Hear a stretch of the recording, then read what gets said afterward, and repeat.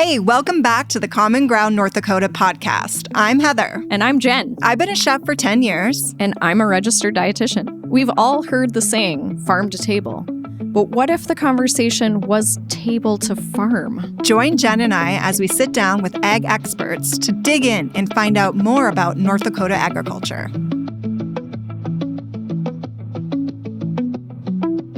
Hey, Heather. Hello, welcome back to North Dakota. Blah, blah, blah. Blah, blah, blah. We'll start over. Okay, redo. Hello, welcome back to Common Ground North Dakota podcast. I'm Heather. I'm Jen. And we're here to find out more about farming and food and all the good things. Yes. So, how was your weekend? It was pretty good. Yeah? Went by in a flash. Yeah. But it was good. I got to see Galahad. You did? I did. The mini horse? My mini horse, yes. How's he doing? He's good. He was happy to see me. Of course. You know, very vocal. When he sees the car pull up, he puts his little head through the pen. Can we hear the sound he makes? I don't know if you want to hear that. It's kind of like a low throat rumble, like, Oh. you know, like, and begging for the apple treats because he knows I give him a few. Yeah, you have probably the too good many. stuff. Yeah. Do you have pets? We have a dog, Lucy. She's a Okay. Wheaton Terrier. Yeah, she's 12 and a half. Oh, so maybe elderly is, She's getting consider that? older, Yeah. but still feisty. Yeah. She's got a little puppy in her still. Well, that's kind of fun. Yeah. Mm-hmm. I have two dogs too. So I have Galahad out at the farm, and then I have Holly and Lily. So Holly Daisy has two names because she's kind of naughty and she's the puppy. Okay. And they're Cavalier King Charles Spaniels. And then Lily is, we say elderly, and she's on. Like, How old is she? She's 8. Okay. And we have her on some heart meds. That's like a genetic thing. okay. So, you know, veterinary Yes. care is very important in my family, and like regular checkups and refills of the medications. And springtime is super busy for This time of year. Yeah. So I'm glad we have Emily. We Fox have on Emily Fox. Yes, she's a large animal veterinarian. I've been looking forward to this for so long because, like, you know, Galahad, Yes, so many all questions. his needs. And we haven't discussed this topic, so I'm No. really excited. And Emily is joining us virtually. Hi, Yeah. Emily. Hi, Emily. Hello. Where are you right now? I am in my office in Ashley, North Dakota. Ashley, North Dakota. And you just got over being on call last night. You're go, go, go. Always this time of year. Oh my gosh. And what were you were saying about this week before we This week's got been on? kind of crazy. This week we've been a little busy, especially Monday was kind of nuts. Yeah. We had a lot of obstetrical work. We had several C-sections and a couple calves to pull, and it was just really busy in here. Mondays can be kind of crazy. I guess. Wow. And that's just a typical Monday. You just never know what's Yeah, going to I mean, it was- happen. You don't. I had like nothing on my schedule, and then I got pretty busy all of a sudden. Yeah. Oh, I really want to jump into all this, but I need Yes. to know some of your backstory because you're Yeah. from Vermont, right? So my mother is from Vermont and my father's from New York. So I actually was born in New York City and Oh, lived wow. there until I was 13. Okay. And then I lived in Vermont for all of my high school years. And then I've been slowly making my way west until I kind of ended up here. Okay. Oh, And so wow. what was that journey? What Yeah. got you here? Well, I really wanted to become involved in agriculture. I always wanted to become a vet, but I think that the way you can contribute to a community by being involved in agriculture is unique. And it's so something that maybe I couldn't do if I had just done cats and dogs, not to offend any of my colleagues that do. Mhm. At one point, I was probably going to do racehorses instead, but I Oh, decided wow. that I just felt like it wasn't really as much of a greater good contribution. And I ended up really liking working cattle and enjoying the lifestyle, I guess. So I ended up tracking large animal in veterinary school and continued on and ended up here Wow. where I've been since I graduated. Okay. And what's your role at your practice? I am I was an associate veterinarian, and now I'm actually a co-owner. I am not the managing partner, but I am the secondary partner on the Wow. clinic. Cool. Amazing. That's awesome. So you're the boss. Sort of, yeah. And I do a lot of HR. I guess sometimes I'm HR, and then some of the employees will joke that they need to call HR on HR, if who's having a bad day. So Oh my gosh, am that's so also- funny. I do a lot of our HR work, and I do some of our, I've gotten more involved in some of the other things that we do too. And I've been trying to kind of modernize our computer systems, do some other things to kind of keep us going for the next 30 years. So, Wow. my So there's a goodness. lot more than just helping the animals. There's all the behind the scenes Oh, yeah. stuff. And what? yeah, there's a lot of managing people, managing people's emotions, managing clients' emotions. It's challenging. Mm-hmm. Yeah, that was a career that I actually wanted to do before I became a dietitian. I wanted to become a veterinarian because I grew up on a cattle farm. So you were talking about like C-sections and pulling cows. So my dad had cattle and pigs. Oh, wow. Like, so we grew Oh, up wow. on that. Yeah, so it was interesting.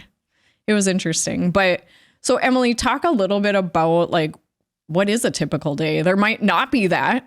It's really seasonal for us. Like Okay. our work is really, really seasonal. Okay. So this time of the year, we try to have less scheduled work on our book because there's a lot more emergencies. We have things like uterine prolapses, calving, C-sections, all sorts of things to attend to, as well as the typical things. There's no small animal that's in our area, so we also do all the small animals. my. So we do cats, dogs, whatever.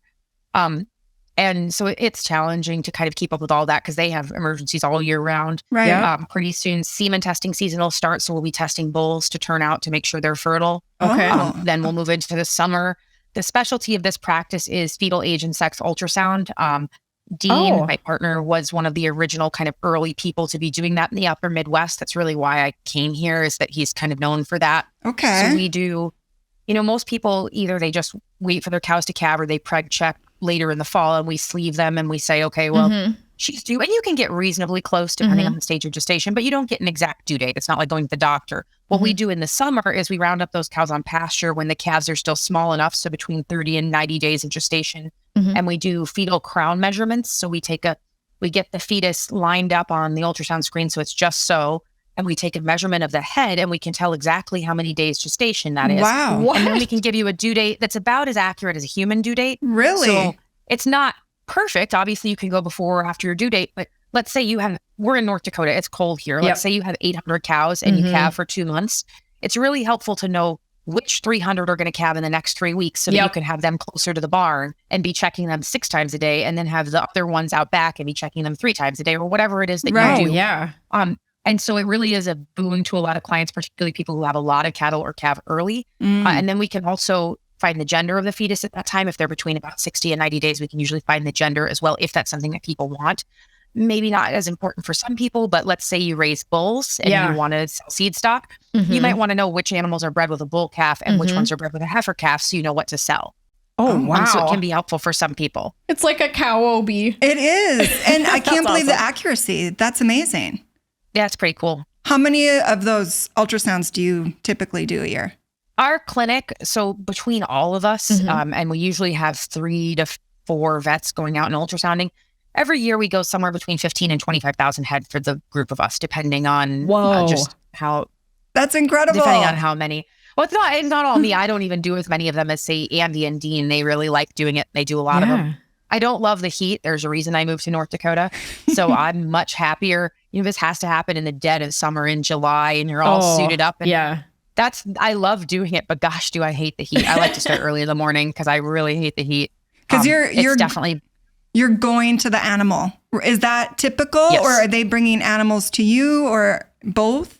So it kind of depends on the situation. If it's more of a herd health thing, we usually go to, because somebody can't bring us 600 head. We don't have space for that. Right. And some of the herds we service are huge. I think our average herd size is probably close to 300, I would say, at least. Wow. So we can't have them bring all those here. But if it's an individual animal, especially if we're kind of stacked, like today I have a lot of different things. If somebody wants, say, an individual cow with a vaginal prolapse or something, I'm going to ask them to bring her in. Yeah, because then you have your equipment there, I suppose. It's a sterile environment. Well, also just the drive time. Our clients are so far apart. We probably have a 70-mile radius in every direction, depending on. So sometimes, depending on what's going on, it's pretty hard for me I can help a lot more people if people are willing to bring things in. So for individuals, we do try to get them to bring them in, particularly if they're far away. Right. But yesterday, for example, after I got done, I was bangs vaccinating and checking for breedability on a bunch of heifers. And they called me while I was finishing and said, hey, could you go to this other guy's place? You're kind of north already. So we skipped lunch. We went. But it's because he couldn't bring his OB in. So he had a cow that had been calving, but she was down and physically could not get up. So she needed to be assisted to in the field. It wouldn't have been appropriate to move. It wouldn't have been appropriate to move her, nor would it have been in her best interest. So we didn't. So it is situational, depending on what's going on. It is completely situational. Yeah, there are a few types of emergencies you shouldn't move. So down cow is pretty hard to move. And then we also, every practice is different. Our practice, we don't really push moving uterine prolapses. In my personal opinion, it's too dangerous. So if they've actually prolapsed their uterus post-calving, there's a lot of vessels that are exposed. I don't ask my clients to move those because there's too many things that can happen. Wow. Okay. Wow. So there's so many different things. Have you found like something that you really enjoy about your work? What's your most favorite type of work as a large animal veterinarian? I like fertility testing bulls a lot because I really enjoy the microscopy element of it, and because there's it's such a valuable service. You know, of all the services that I offer, in my opinion, that's one of the most valuable. A lot of people will skip testing their bulls and they'll preg check instead, which I've never understood. I mean, if you preg check and you miss an open cow, you feed one open cow for a winter. Yeah. Oh, I mean, it's not great, but you know, okay. But if you don't fertility test your bulls and you turn out a bull that's no good, you could have a big number of open cows. That's a huge detriment. That affects those cows' lives because then a lot of the time they have to leave the herd, which is not good for the cows. Right. It affects it's a really important thing. And it's dollar for dollar, one of the cheapest things you can ask for. And yet a lot of people skip it. One of the things that I find the most frustrating that I hope if any producers are listening, they will listen hard to is occasionally I'll run across people will buy bulls that have been tested for seed stock sales. And I do testing for seed stock sales. We do a good job. We take it seriously. But those bulls are tested before they're sold, a lot of the time in February or March. Okay. A lot of the time, those bulls don't get turned out till July.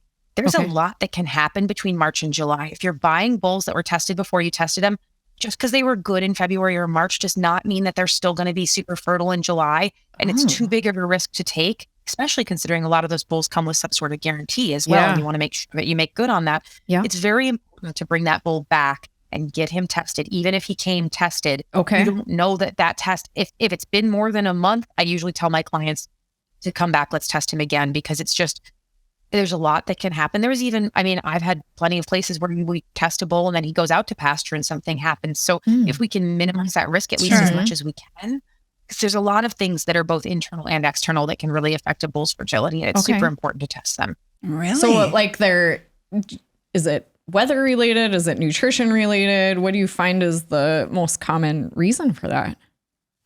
Weather, nutrition. You can see it from injury, illness. So if they've been through an illness, my bull last year tested bad. And I'm pretty sure it's because we had a lick tub that wasn't very solid and he ate like an entire lick tub in a very short amount of time. And I'm pretty sure he was a little overloaded on a few things and like gave himself a gastritis pretty much. So it can be a variety of things, some of which are temporary, but some of which are also long-term. And the other thing to consider is there's also just animals that become infertile because they are primarily infertile. They don't have some sort of underlying cause. They just become infertile over time because they're aging or because they weren't that fertile to begin with. Or you could pick any sort of reasoning for the same reasons that we might see infertility in people. There's not always a cause. Right. And so just because you were fertile before doesn't mean the bull is still fertile. So it's very important to keep checking those bulls. Oh, that's a good thing to know. Yeah, I would have never thought that. No. Like I would have had the same assumption. Well, they tested once. Good 3 months ago. It's common. Okay. Oh. Wow. Well, and you said this job is a lifestyle. I mean, already you mentioned you skipped lunch yesterday. You have all these overnights. It's so you've got to love it. Yeah, I do. Yeah. It's definitely a lifestyle choice for me. I deal with a lot of young people, both. I do a lot of mentoring, both of kids in high school, kids in college who want to get into veterinary school. And then I also do a lot of mentoring with veterinary students and young veterinarians. And not that I'm an expert by any means, but one of the things we talk a lot about is this lifestyle going to be okay with you? You know, when I speak to schools and stuff, I talk a lot about, my generation, millennials, I'm probably a middle millennial, was taught, pick a job you love and you'll never work a day in your life. Well, that's kind of true. But some people I know have, especially in this profession, have become very dissatisfied because they like the job, they enjoy it, whatever, but their lifestyle, the thing that they really, really want, doesn't line up with the lifestyle that we have. And it's very hard for them because they're constantly in conflict. It works for me because this is the only thing I have ever wanted to do. And it's the only thing I've ever really wanted. That's awesome. But, for example, I used to compete horses quite seriously when I was younger. If I really wanted to do that now with the type of practice I'm in, it would be really, really hard. Okay. I could probably do it, but I would have to sacrifice something. And I definitely tell the kids when I'm speaking to them, make sure if being an accountant doesn't get you super, super excited, but the things that you do in your off time do, and you can be a really good accountant and it really supports who you are and it gives you the hours that you want. And you want to not be so busy and you're okay with being busy during a certain time of the year and not, sometimes maybe that's a better choice than just saying, well, I love dirt bikes, so I should be a dirt bike mechanic. Right. Maybe you should be an accountant and ride dirt bikes on the weekend instead. So I talk a lot about that with kids. Yeah, absolutely. I feel like you have to embrace the lifestyle of your work and be okay with that. Like, because I don't see a large animal vet working remote. No. Or doing like, oh, I can only work 8 to 5. No, that's not a thing. It doesn't seem it's really hard. Yeah. And it makes it really hard to balance things like, family, additional community commitments. It's definitely a challenge for a lot of people. For me, it's a little bit less of a challenge just because I kind of, if I'm not here, I'm worrying about what's going on here anyhow. And that's one of the reasons I wanted to become a partner is because I felt like I already feel that way. Why not just, go for it? So you're invested. I'm really grateful that Dean took me on. He's been a wonderful mentor. I really couldn't ask for better. That's fantastic. And I love that you sought out North Dakota because you wanted that sense of community. Absolutely. And the cold weather. I'm really lucky. Yeah, you like the cold weather. I've actually never lived in a state that didn't touch Canada. I really like the North. I do. And I like the cold weather here. It doesn't bother me. I think it's also character building to always know that you're at the mercy of something else. I think that is a good reminder that people should maybe get more often. And I think it brings out the best in us because not only do we have to rely on each other, but we also understand that there are things beyond our control. And I think that that's a valuable lesson that maybe more people should learn. Yeah. We need to get you on the North Dakota Tourism Board, Emily. I like that. I know, right? That's legendary. Good. Yes. So tell us the story, speaking of North Dakota weather, were you going to perform a C-section and you were like on the side of the road, there was a snowplow involved? I want to hear it. Yeah. So a couple weeks ago, I came back from the sale barn down at Harriet in South Dakota, and I realized that Andy and I were supposed to be on call, and they didn't think that I could get to people if they called me if I went home, because I live on like the worst road if we get certain directions of wind, and the wind was coming from the right direction. That meant that I would get stuck. And I had been stuck on my way to an emergency and had to call someone else. Luckily, they were able to get there several weeks ago, and I felt awful. There's no worse feeling than knowing that somebody's counting on you and you can't make it there, at least for me. And it really kind of broke my heart. So I said, I'm going to sleep on this cot on the floor of my office. So I slept in this room on this cot. Dedication. Older than I am. This cot is older than I am. It's been living in this back room. No one else knew we had it. It still has tags on it, so I think it was clean. I don't know. It's fine. But I found this old cot and I'm sleeping on this cot, and I did get a call. And I was like, well, if I can get there, I will come, because I know the roads were closed. And I probably shouldn't have driven on them. And I do take that seriously. I don't want to put any emergency responders in danger. During the most recent storm where I knew that the roads were completely unsafe, I actually said no to somebody because I just didn't want to put myself in a situation where I would put emergency services at risk. But in this case, I checked all the traffic cameras. I kind of knew where I was going, and I just said, I think the roads are okay. If they get bad, I'll turn around. So I actually did get up there, and I did do a C-section, and it was really cold. It was like minus something outside. I'm not really sure. Goodness. It was really cold. And my instruments were like freezing in the pan a little bit. What? I got the C-section done. I got the calf out. I'm going down the road, and the snowplow like stops in front of me, and I'm like, oh no. And he gets out and he's like, what are you doing? You know, this road is closed. You shouldn't be here. Luckily, he was super nice because I actually worked on his dog. So he's really nice to me about it. I love that. And then he's like, don't go any further down this road. You have to go this way instead. So he actually he saved me, and he was not mean at all. But he was just like, why are you out here? What is wrong with you? It's like 4:00 in the morning. And I wanted to say, like, I'm out for a drive. I just thought it would be a good time. I mean, taking it in. Nice. But if not for you sleeping on that cot and taking that call, like that calf maybe wouldn't have survived. I know. And you know, the next storm we had one that was so bad that no one could go anywhere, and the roads were genuinely unsafe. People had been stranded, and I didn't leave, and I felt terrible. There was only one emergency, and actually we did get it fixed up in the end. It was something that could wait till the morning, but I was so worried all night. I didn't sleep very well because all I could think is, who's going to need me? You know, like, how can I get there?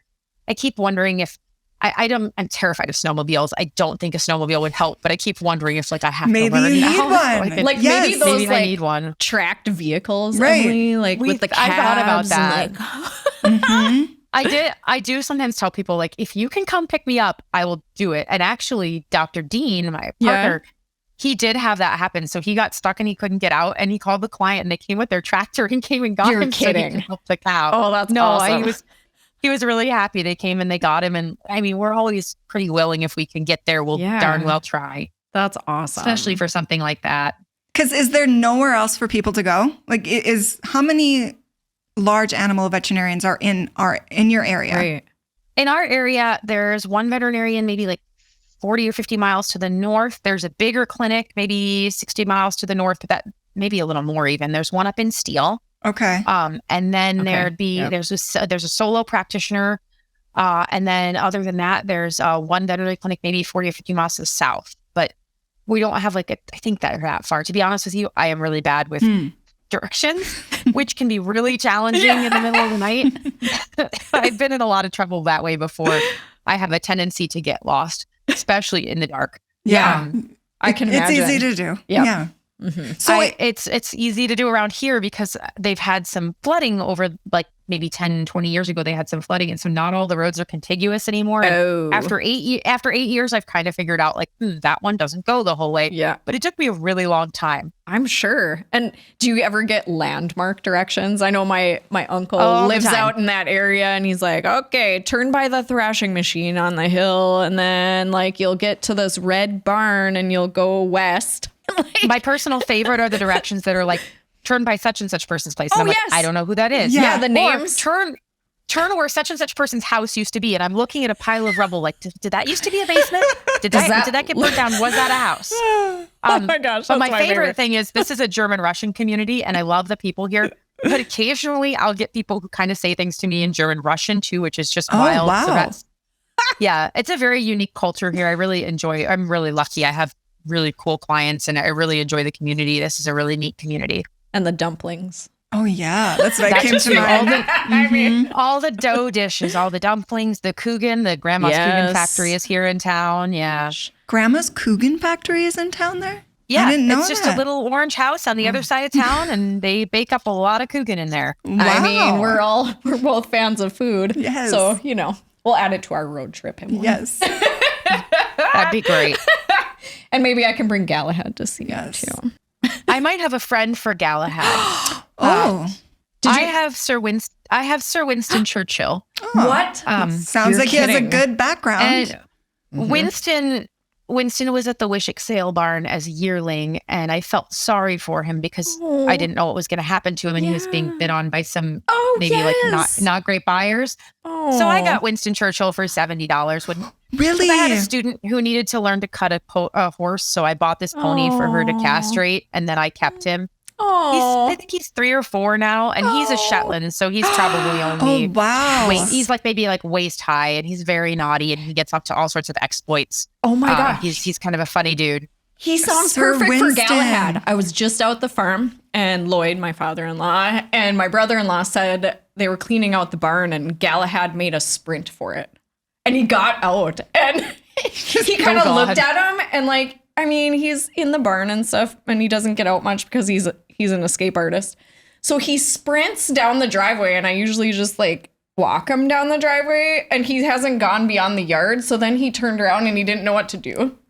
He was standing there awkward, and then he just kind of wanders back to the barn. Right. But yeah, Wasn't he doing has an anything. escape. Yeah, but they would get along very well, I'm sure. So do any other animals that you have personally? Oh yeah, I have a lot. Yes. So I did ride competitively throughout my youth, so I still have 2 full-sized horses as well as Mr. Winston. Oh my gosh. And then I also have a couple goats. I have Hereford cows. That's my breed preference. So I have Hereford cows. I have a pet tame beefalo who's half longhorn, half buffalo. What? Yeah, she was a What's kind of a her sale barn name? special too. That's Alice. She came with the name. Oh, Alice. I love it. And That's her daughter Irene is a quarter buffalo, half a quarter longhorn, and half Hereford. So she's kind of a special looking creature as well. I got a few Wow. weird weird oddities. And then we have guinea fowl and cats and dogs and kind of all the standard things as well. Oh my gosh. So you're taking care of all of those animals too. Oh yeah. It can be a challenge to get everything done. Yeah. The chores. Real challenge. You know. Yeah. There are a lot of chores at our house. Absolutely. Well, this has been so fun. I love it.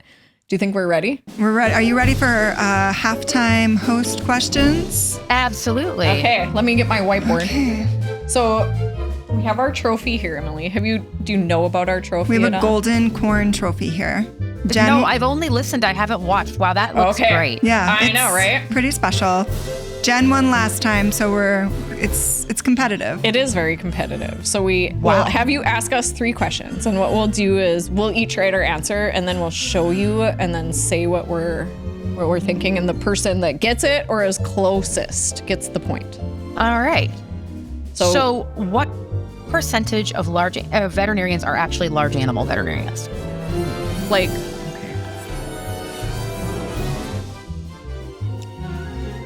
this is a guess. Oh, we both had the same. 10%. We did? 10%? That is actually right. What? 10% of veterinarians are large animal. Look at us. Oh my gosh. Okay. How many million beef cattle are there in North Dakota? Million. How many million? Oh boy. I have 5. 1.85. Ooh, Heather got that. That's a lot. Million. I think that's a lot more cattle than we have people. Yes. Yeah. I have one more question for you, but it's a small animal question. Okay.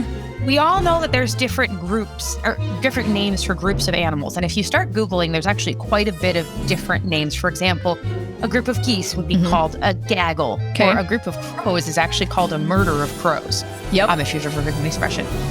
There are 2 words, I would accept either one of them, for a group of cats. Oh, jeez. I feel like this was in a Disney movie at some point. I know. I heard this just.